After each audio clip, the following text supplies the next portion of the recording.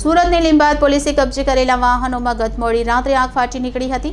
આગની જાણ થતાં જ માન દરવાજા ડુંભાલ અને ઉધના ફાયર વિભાગની ટીમ ઘટનાસ્થળ પર પહોંચી હતી।